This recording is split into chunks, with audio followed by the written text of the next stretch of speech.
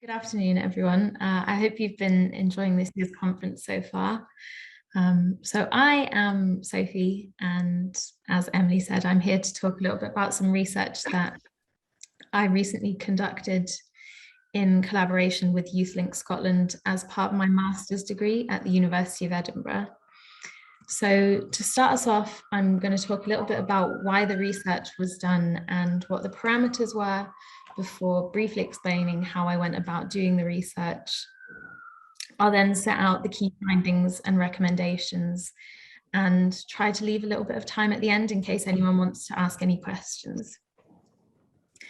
So what was the purpose of the research? Both young people and youth workers recently raised climate change and environmental issues as priority areas during the consultation period of the new National Youth Work Strategy.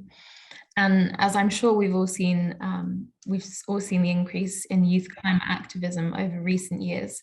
So it's clear that climate change is of key importance to young people.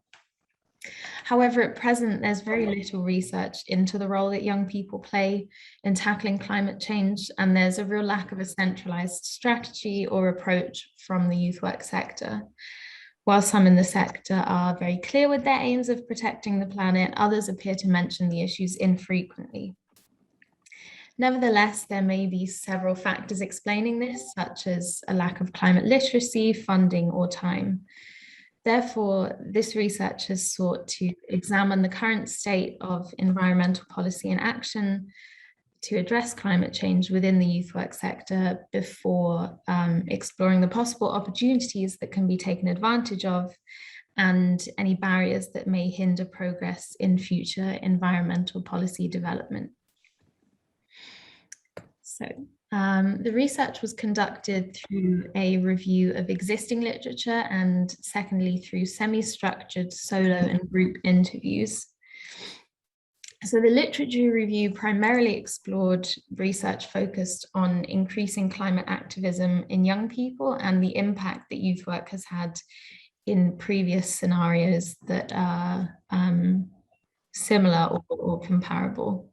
So on climate activism, the literature reviewed explored how campaigns by young people were not only highlighting environmental issues, but also bringing together notions of solidarity, anti-oppression, and climate justice, which shows us a real shift towards intersectionality led by young people. It also highlighted the benefits of cross-generational protest, the increased role of technology, child-to-parent learning, and the way in which young people perceive climate change. On the impact of youth work, the literature review looked at youth perceptions of youth work in increasing social capital, including giving them a sense of empowerment and helping them to develop new soft skills. It also highlighted how youth work was considered an equally important source of support compared to college-based further education by many young people.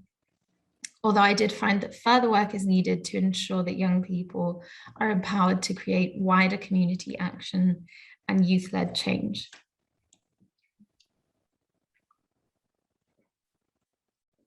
The semi-structured solo and group interviews were conducted with both young people and youth workers. So a total of 11 participants were interviewed, with 5 youth workers and 6 young people. The 5 youth workers came from a national organisation, a rural local organisation, and 2 local authorities, 1 rural and 1 urban. And the 6 young people came from a national organisation and a rural local authority, with 3 from each. So there was quite a spread in terms of organisation type and also location.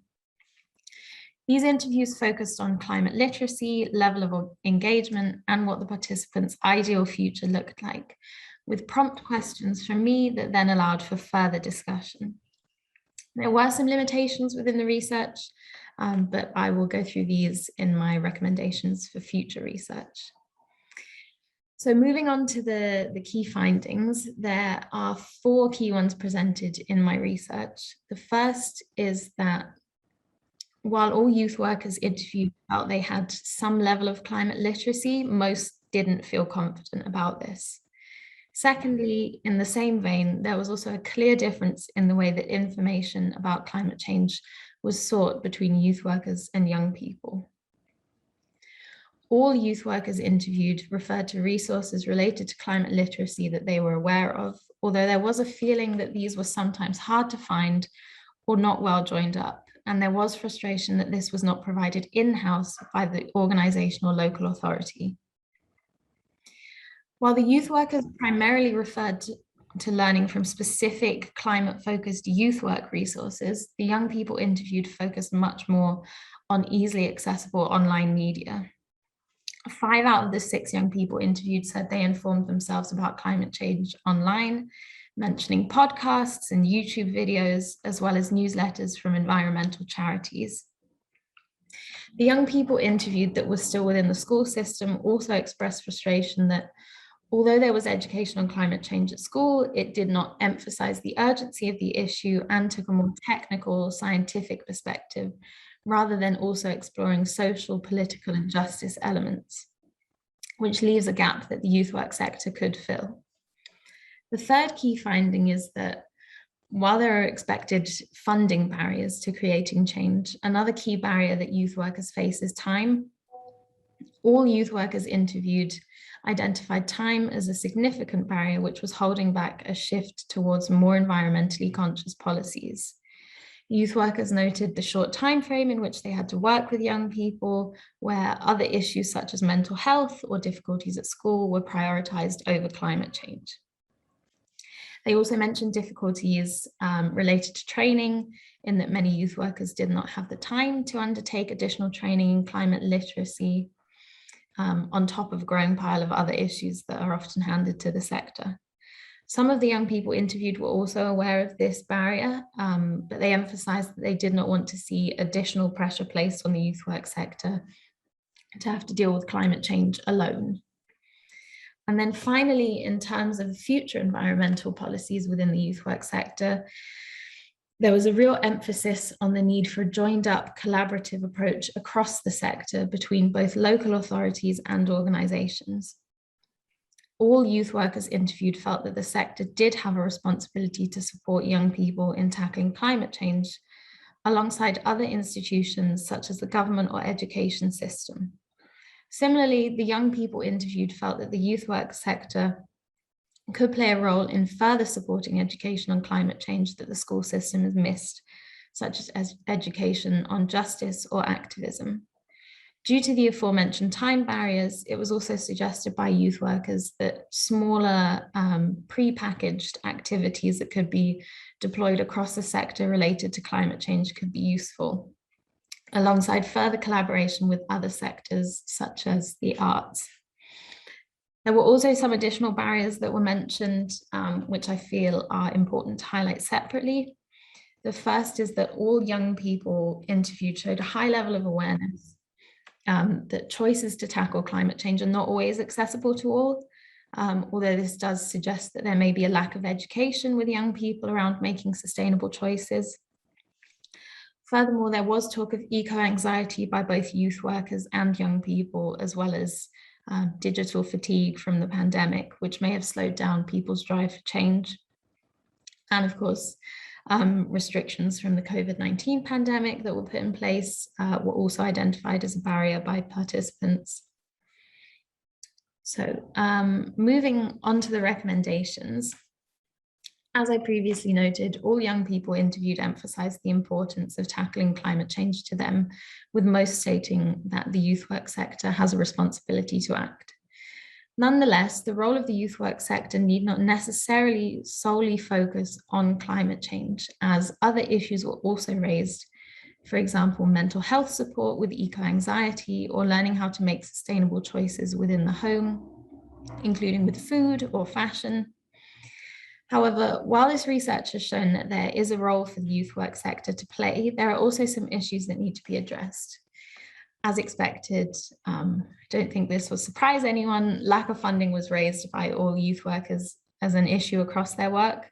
While it would certainly be beneficial to have increased funding, this may not be feasible, and therefore increasing the climate literacy of youth workers and addressing the time barrier that have been raised as the most important within this study, with solutions that emphasize creativity and cross-sectoral cooperation being highlighted as the most valuable. There are some limitations with my research, such as the small sample size of participants, which could be attributed to several factors. I mentioned digital fatigue from the pandemic, but also the easing of lockdown restrictions or the beginning of summer programs.